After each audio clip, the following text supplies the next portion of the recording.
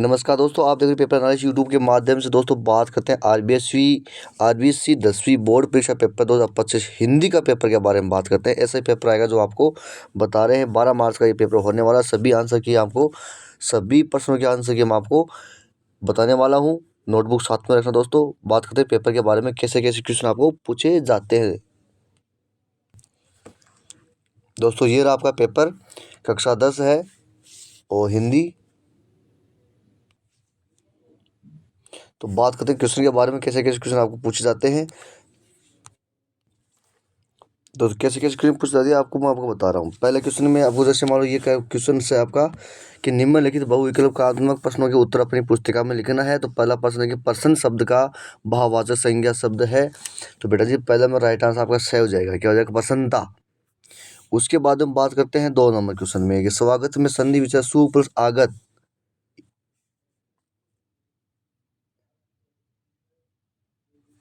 इसमें अयादि संधि हो जाएगी।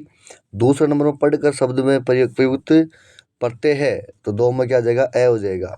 2 में ए हो जाएगा बेटा जी। और उसके बाद हम 3 नंबर की बात करते हैं। स्वागत में संधि है तो 3 नंबर में स हो जाएगा। क्या हो जाएगा? स हो जाएगा। और 4 नंबर की बात, किसी अन्य अर्थ पर आधारित समास कौन सा है? तो 4 नंबर में ब हो जाएगा। क्या हो जाएगा बेटा जी? ब हो जाएगा। बहुरी समास। इनमें से संस्कृत मनुष्य है। तो 5 नंबर में राइट आंसर आपका बेटा जी क्या आ जाएगा? द हो जाएगा। उसके हम धरती से कुछ ज़्यादा ही धैर्य सहन शक्ति ही थी, शायद उनमें लेखक ने कहा है। तो 6 नंबर में क्या आ जाएगा? स हो जाएगा। फिर बात करते हैं 7 नंबर क्वेश्चन के बारे में। तो 7 नंबर में कि लखनवी अंदाज में व्यंग्य के लेखक है। तो 7 नंबर में आपका ए हो जाएगा। नेक्स्ट आता है 8 नंबर क्वेश्चन। नेताजी सुभाष चंद्र बोस की मूर्ति पर चश्मा कौन लगाता था? तो 8 नंबर में राइट आंसर द हो जाएगा। कैप्टन। नौका संगतकार की मनुष्यता का परिचय क्या है? तो 9 नंबर में राइट आंसर द हो जाएगा।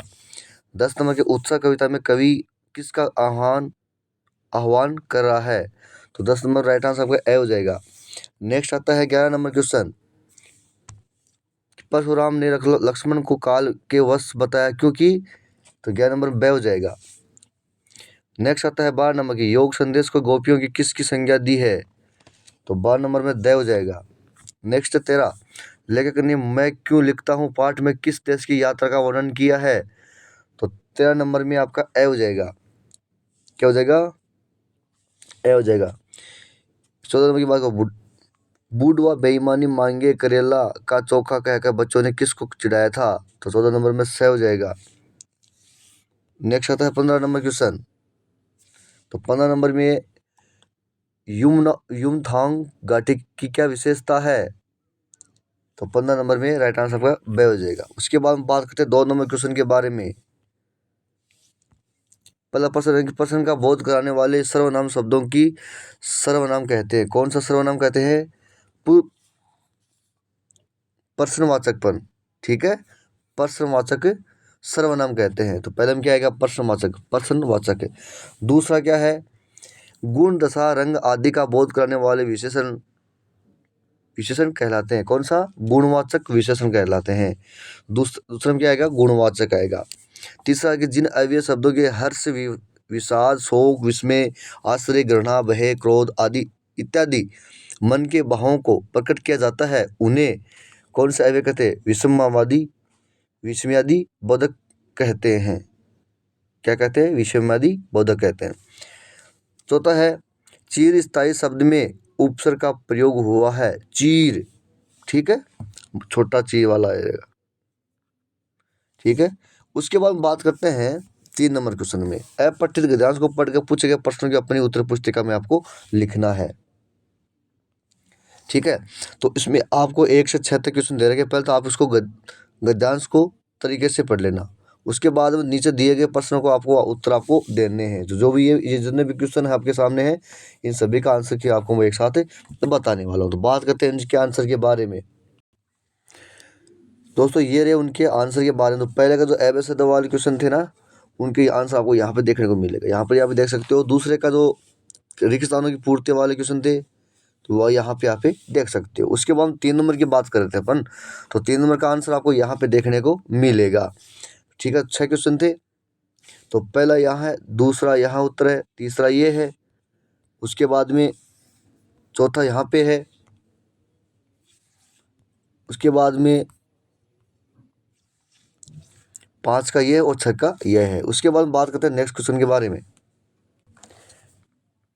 4 नंबर क्वेश्चन की बात करते हैं। उसमें अपठित पद्यांश को पढ़ कर पूछे गए प्रश्नों के उत्तर पुस्तिका में उत्तर लिखने हैं। तो 1 से 6 तक क्वेश्चन इसमें देखे हैं। तो ये आप इसको अपठित पद्यांश है उसको पढ़िए, उसके बाद नीचे दिए गए क्वेश्चन को आंसर आपको पेज सब में छाट कर आपको करना है। तो ये आपके पर्सन है, तो इनके सभी का आंसर मैं आपको बताने वाला हूँ। ठीक है,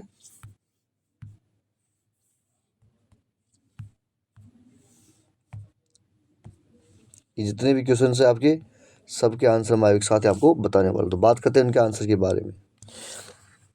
ये रहे दोस्तों 4 नंबर का जो क्वेश्चन का जो आंसर था वो आपको यहाँ पर देखने को मिलेगा। पहला का ये है, दूसरा का ये है, तीसरा का ये है, चौथा यहाँ मिलेगा, उसके बाद में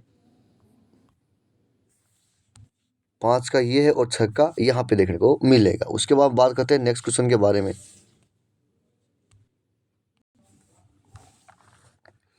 उसके बाद खंड ब में 5 नंबर क्वेश्चन है, तो 40 शब्दों में आपको करना है कि भगत की पुत्र वधू उन्हें अकेले क्यों नहीं छोड़ना चाहती थी। उसके बाद में 6 नंबर क्वेश्चन के बिस्मिल्लाह खां को शहनाई की मंगल ध्वनि का गायक क्यों कहा गया है। 7 का कि परशुराम के क्रोध करने में लक्ष्मण ने धनुष के टूट जाने के लिए कौन कौन से तर्क दिए। फिर आता था 8 नंबर की छोटे बच्चे के मनोहारी मुस्कान देखकर कवि के मन में क्या भाव उमड़ते हैं, ये दंतुरित मुस्कान कविता के आधार पर समझाइए। फिर है 9 का कि माता के अंचर पाठ के बच्चे जब बाबूजी से कुश्ती लड़ते थे तब क्या घटना घटित होती थी, वर्णन आपको करना है। उसके अंदर 10 नंबर का क्वेश्चन है कि सभी लेखक कृतिकार नहीं होते न उनका सब लेखन की कृति होता है, ऐसे आपको समझाना है उसमें। 11 नंबर का क्वेश्चन है झगड़ा मोल लेना है, मुहावरे का अर्थ भी करना है और उसका वाक्य में आपको प्रयोग भी करना है। तो 5 से लेकर 11 तक जितने में क्वेश्चन है सभी के आंसर के बारे में बात करते हैं। दोस्तों ये रहे 5 नंबर का जो खंड ब की हम बात कर रहे थे। 5 नंबर क्वेश्चन का जो आंसर आपको यहाँ पे देखने को मिलेगा। उसके बाद में 6 नंबर का क्वेश्चन को आपको यहाँ पे देखने को मिलेगा, यहाँ से नोट कर लेना। 7 का यहाँ से कर लेना। उसके बाद में बात करते हैं 8 नंबर का, तो 8 नंबर के क्वेश्चन का आंसर को आपको यहाँ पे देखने को मिलेगा। बात करते हैं 9 नंबर क्वेश्चन का आंसर, तो 9 नंबर का ये 8 नंबर का बाकी का यहाँ है, फिर 9 नंबर का यहाँ है, 10 का यहाँ है और 11 नंबर में आपको जो मुहावरा था ना कि वो उसका है जानबूझकर झगड़ा करना। रमेश ने बेवजह सर्वेश से पर टिप्पणी की और झगड़ा मोल ले लिया। ठीक है, उसके बाद हम बात करते हैं खंड 6 में, तो 12 नंबर क्वेश्चन की बात करेंगे। खंड 6 की बात करते हैं 12 नंबर क्वेश्चन जो आपको गद्यांश पठित गद्यांश दे रखा है, उसमें पढ़कर आप उसको 1 से 6 तक क्वेश्चन दे रखे हैं, तो सभी का आंसर आपको देने हैं। तो पहले हम 12 नंबर क्वेश्चन के आंसर की बात करेंगे। उसके बाद में उसमें अथवा भी दे रखा है, तो उसका भी आप यहाँ पे 4 क्वेश्चन दे रखे, तो सभी का आंसर मैं आपको एक साथ बताने वाला हूँ। फिर 13 नंबर का पद्यांश दे पढ़िए, तो 12, 13 सभी का आंसर मैं एक साथ बताऊँगा आपको। ये आप पद्यांश पढ़ो, उसके बाद ये क्वेश्चन 4 नंबर है, उसका अथवा का भी आपको देखने को मिलेगा।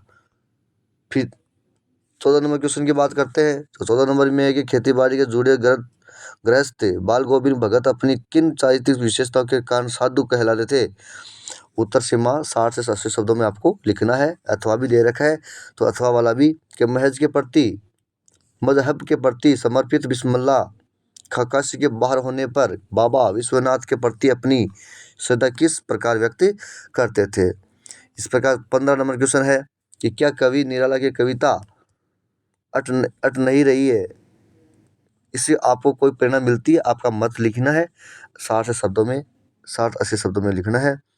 उसके बाद में बात करते हैं 16 नंबर क्वेश्चन नागार्जुन के कृतित्व एवं व्यक्तित्व के बारे में आपको लिखना है। तो 12 से लेकर 16 तक जितने भी क्वेश्चन है सभी के आंसर के बारे में हम बात करते हैं अभी। दोस्तों ये रहा आपका 14 नंबर का क्वेश्चन, तो 14 नंबर ये आपको यहाँ से देखने को मिलेगा, तो उसको फटाफट आप नोट कर लीजिए। ठीक है। उसके बाद में इधर ये 13 नंबर का क्वेश्चन आ चुका है। ये 14 नंबर का है। ये 13 नंबर का आंसर आपको यहाँ पर देखने को मिलेगा। तो यहाँ पर यहाँ से आप नोट कर सकते हो। फिर इधर 15 नंबर का आ चुका है।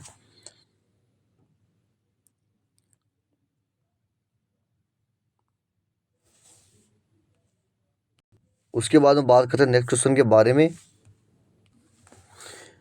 दोस्तों बात करते हैं खंड द 17 नंबर क्वेश्चन है, जो 80 से 100 शब्दों में आपको लिखना है कि जितेन की लिखे गए गुरु नानक के विषय में क्या जानकारी दी। साना साना हाथ जोड़े पाठ के आधार पर स्पष्ट आपको करना है अथवा भी देखने को मिलेगा। फिर 19 नंबर का क्वेश्चन है निम्नलिखित विषयों पर किसी एक पर आप निबंध लिखना 300 शब्दों में। उसके बाद में हम बात करते हैं 19 नंबर क्वेश्चन की समाचार पत्रों के विज्ञापनों के भरमार को कम करने के लिए समसामयिक विषयों पर समसामयिक विषयों पर लेखक की आवश्यकता को दर्शाते हुए किसी दैनिक समाचार पत्र को पत्र लिखना है और अथवा में भी आपको लिखना है। उसके बाद 20 नंबर का क्वेश्चन आपके सामने सत्कार संगीत सभा उदयपुर द्वारा संगीत प्रतियोगिता का विज्ञापन तैयार करना है। ठीक है, उसका भी अथवा आपको देखने को सभी का आंसर की मैं आपको एक साथ बताने वाला हूँ। 217 नंबर क्वेश्चन आपके सामने ये रहा, तो यहाँ से आप नोट कर सकते हो। उसके बाद हम बात करते हैं 18 नंबर क्वेश्चन। तो 18 नंबर क्वेश्चन का आंसर आपको यहाँ पे देखने को मिलेगा, यहाँ पे देखने को मिलेगा। ठीक है, उसके बाद में आप इसको यहाँ से नोट कर लेना।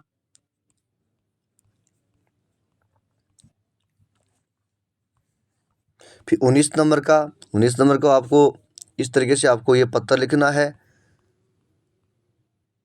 ठीक है दोस्तों